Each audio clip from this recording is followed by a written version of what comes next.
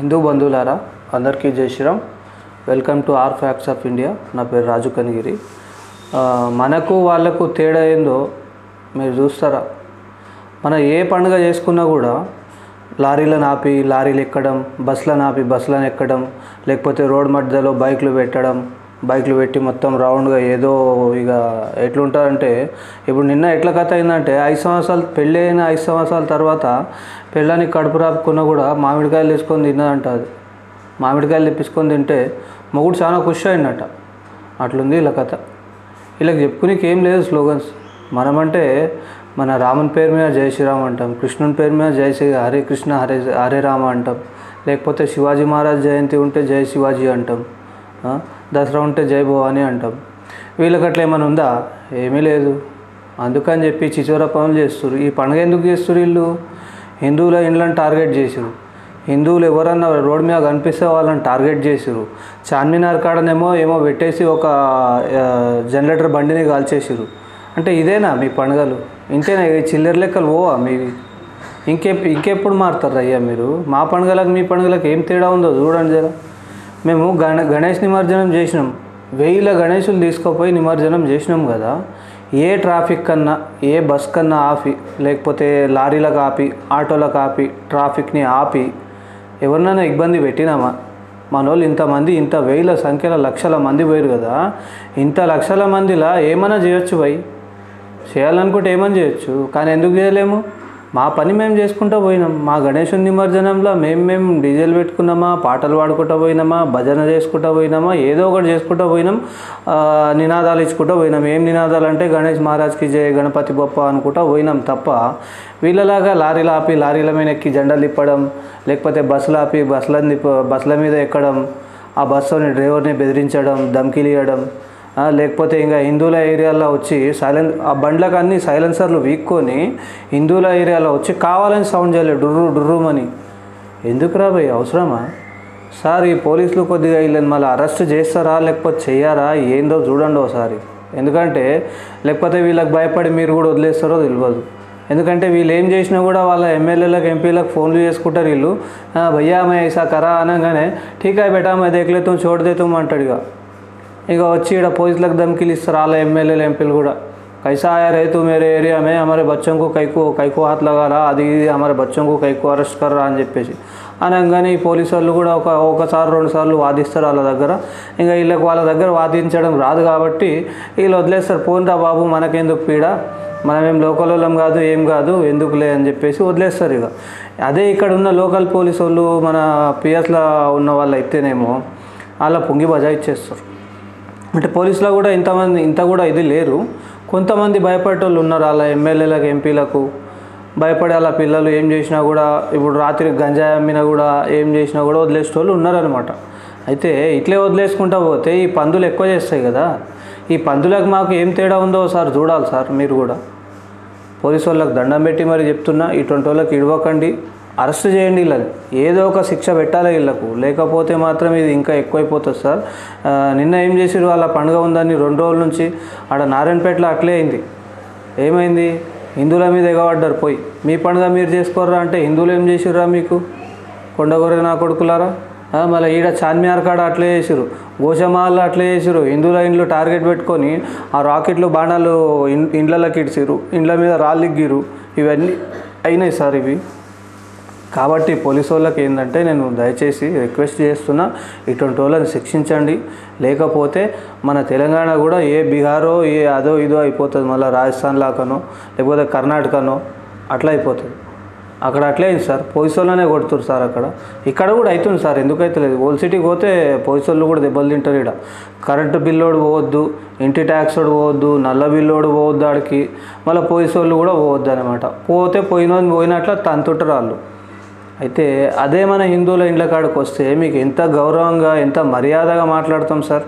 Sir నమస్తే, జై శ్రీరామ్, ఏదో ఒకటి చెప్తాం మేము. నమస్తే అయితే కంపల్సరీ చెప్తాం. వాళ్ళు చెప్తారా క్యావారే మాకేడే కైకో గాణమరానే అది ఇది అని చెప్తారు. అంటే వాళ్ళు చెప్పేది చెప్తున్నా సార్, నేను చెప్పాలని కాదు. ఇది వాళ్ళు చెప్పే మాటలు నాకు తెలుసు కాబట్టి నేను చెప్తున్నా, నాకు అనుభవం ఉంది అది. ఇంకా మీరు పోలీసు వాళ్ళు పోయినా కూడా ఆడ ఏం చేస్తారని మీకు కూడా తెలుసు ఆల్రెడీ. ఎంతోమంది పోలీసు వాళ్ళు తనులు తిన్నారు వాళ్ళ చేతిలో. అది సార్.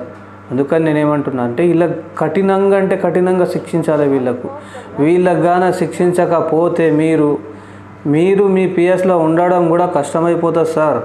మీకు మీ పిఎస్ నుంచి ఎరగొట్టి పిఎస్ మీద బాంబు వేసే రకాలు ఇవి. అందుకనే చెప్తున్నా, దయచేసి మా పండుగలకు వాళ్ళ పండుగలకు ఎంత తేడానో తెలుసా సార్? మా పండుగలకు మీరు వస్తే మీకు ఎంత గౌరవిస్తాం. మేము ఏదన్నా మీరు చెప్తే గణేశుంది నడబాబు నడు అంటే కూడా మేము ఏం చేస్తాం, సరే వెళ్తున్నామని చెప్పేసి వెళ్ళిపోతాం. వాళ్ళు అరే రుక్రే అని చెప్పేసి మీకే ఆపేస్తారు కదా సార్. నేను చూసిన సార్ ఆల్రెడీ ఇవి మెహదీపట్నంలో చూసిన, అత్తాపూర్లో చూసిన, ఓల్డ్ సిటీలో చూసిన సార్. ఇంకేం గౌరవిస్తారు సార్ మీకు వీళ్ళు? ఈ పందుల్లో కూడా కొంతమంది మంచోళ్ళు ఉన్నారు, లేరని కాదు.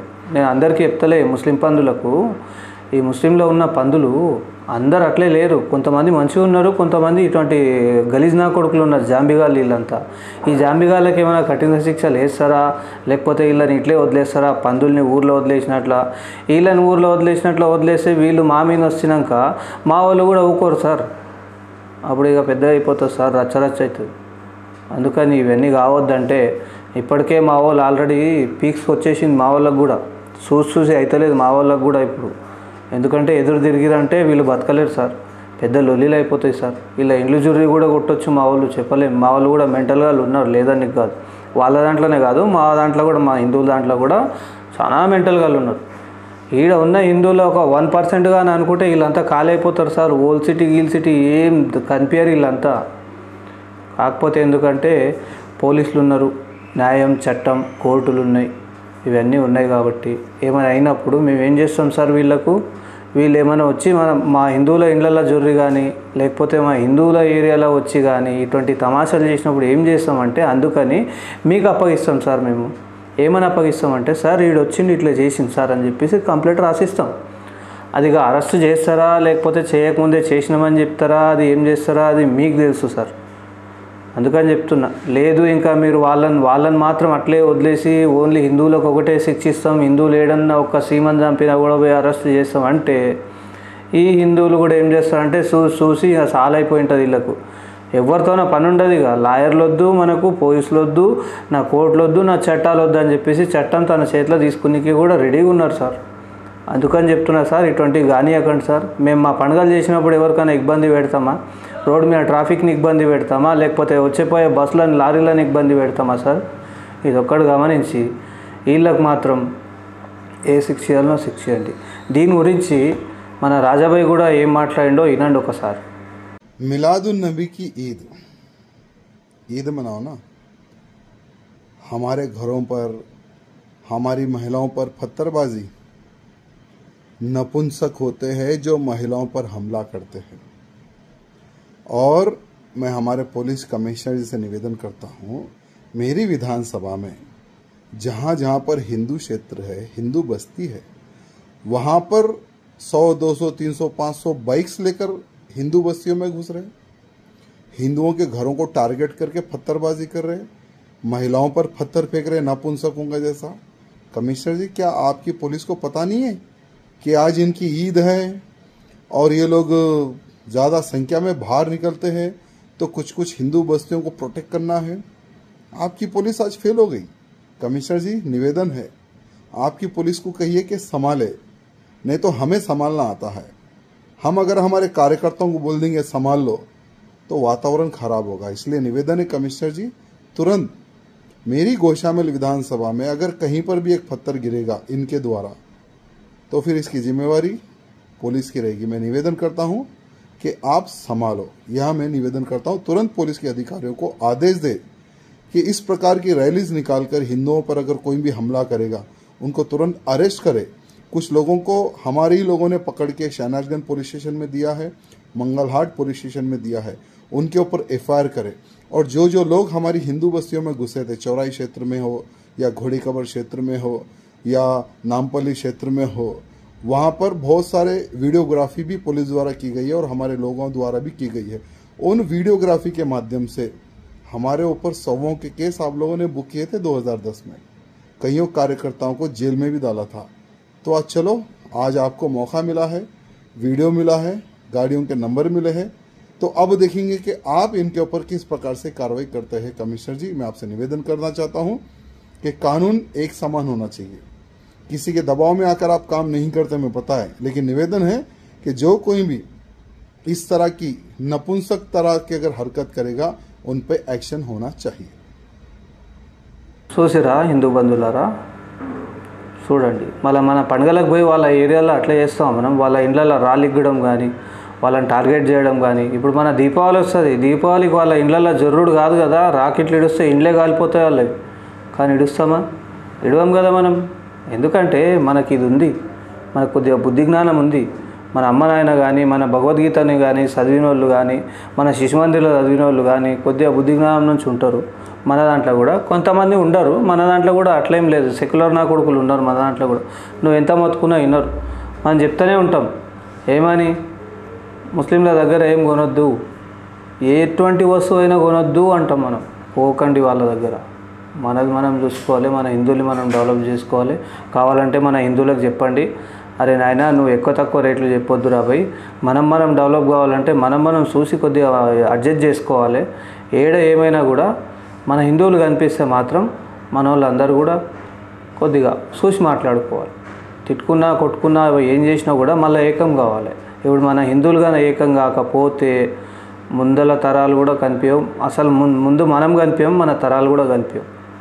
అందుకని చెప్తున్నా, అందరూ కూడా గుర్తుంచుకోండి ఇది దయచేసి. జై శ్రీరామ్.